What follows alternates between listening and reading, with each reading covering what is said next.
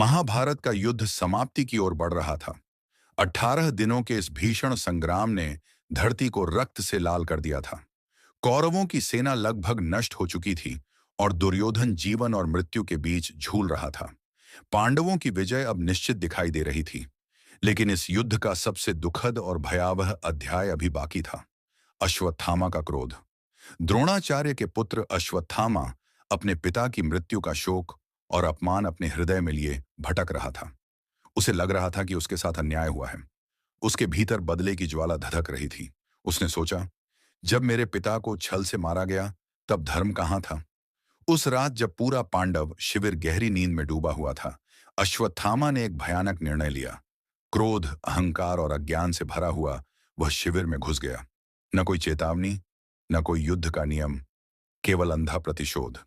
उसने द्रौपदी के पांचों पुत्रों को, जो अभी किशोर अवस्था में थे, सोते हुए ही मार डाला। रक्त की नदियां बह गईं। विजय की खुशी एक पल में मातम में बदल गई। सुबह जब यह समाचार पांडवों तक पहुंचा, द्रौपदी का विलाप सुनकर स्वयं धरती कांप उठी। उसने कहा, हे कृष्ण, मेरे पुत्रों ने क्या अपराध किया था। भीम का क्रोध भड़क उठा। अर्जुन का हृदय शोक से भर गया। अश्वत्थामा को पकड़ लिया गया और उसे श्री कृष्ण के सामने लाया गया। अश्वत्थामा अब भी अपने कर्म को सही ठहराने का प्रयास कर रहा था। उसने कहा, मैंने अपने पिता के अपमान का बदला लिया है, यही न्याय है। तब श्री कृष्ण ने शांत स्वर में कहा, अश्वत्थामा, न्याय और प्रतिशोध में बहुत बड़ा अंतर होता है। जो क्रोध से किया जाए वह कभी धर्म नहीं हो सकता।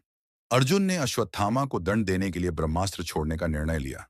घबराकर अश्वत्थामा ने भी ब्रह्मास्त्र चला दिया, लेकिन उसे वापस लेना वह जानता ही नहीं था। स्थिति भयानक हो गई। तीनों लोगों के विनाश का खतरा उत्पन्न हो गया। तब श्री कृष्ण ने कहा, अर्जुन, अपने अस्त्र को वापस लो। अश्वत्थामा को जीवित रहने दो, क्योंकि मृत्यु उसके लिए दंड नहीं है। द्रौपदी आगे आई। जिसके पुत्रों की हत्या हुई थी, वही द्रौपदी करुणा से बोली, इसे मत मारो। जिस स्त्री ने इसे जन्म दिया है, वह भी एक मां है। मैं किसी और मां के आंसू नहीं चाहती। यह सुनकर सभी स्तब्ध रह गए। श्री कृष्ण ने अश्वत्थामा की मणि उसके मस्तक से निकाल ली। उसे श्राप दिया गया, तू अमर रहेगा, लेकिन पीड़ा और पश्चाताप के साथ। न तुझे शांति मिलेगी, न सम्मान। अश्वत्थामा रो पड़ा। तब उसे समझ आया कि उसने क्या खो दिया। पिता, सम्मान, धर्म, सब कुछ। श्री कृष्ण ने अंत में कहा, याद रखो, अधर्म से मिली जीत सबसे बड़ी हार होती है, और क्रोध में लिया गया निर्णय जीवन भर का पश्चाताप बन जाता है। महाभारत का यह प्रसंग हमें सिखाता है कि धर्म केवल युद्ध के मैदान में नहीं, बल्कि हमारे निर्णयों में होता है। करुणा, संयम और विवेक, यही सच्ची शक्ति है। ये महाकाव्य हमें बताता है कि जो व्यक्ति अपने दुख को दूसरों के विनाश का कारण बना देता है, वह स्वयं कभी सुखी नहीं हो सकता।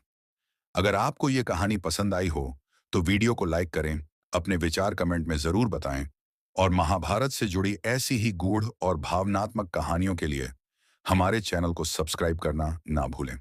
मिलते हैं अगली कथा के साथ। तब तक के लिए जय श्री कृष्ण।